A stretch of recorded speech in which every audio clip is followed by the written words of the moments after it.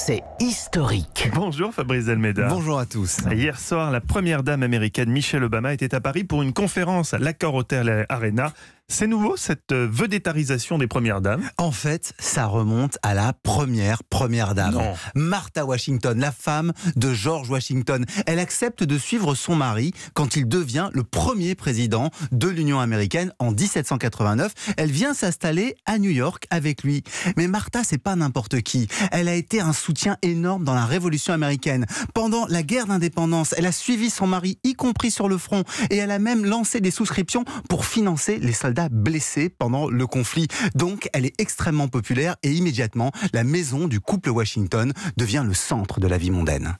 Et après les 2 mandats de son mari, elle est restée dans la mémoire américaine. Ben oui, à tel point qu'on va lui dédier un billet de $1 en argent. C'est encore aujourd'hui la seule femme américaine qui a eu son portrait sur un billet qui a circulé entre 1886 et 1957. Alors bien sûr, depuis, d'autres dames ont défrayé la chronique, d'autres premières dames ont défrayé la chronique. Eleanor Roosevelt, notamment parce qu'elle a été dans l'administration de son mari. Pareil pour Rosalind Carter ou Hillary Clinton.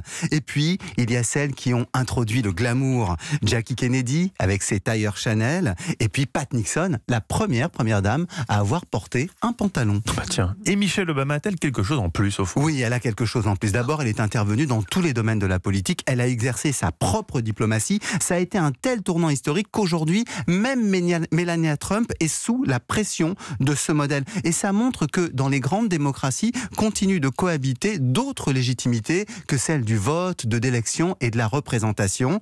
En fait, il faut le rappeler, aux États-Unis comme en France, une première dame, ça n'a rien d'un statut officiel.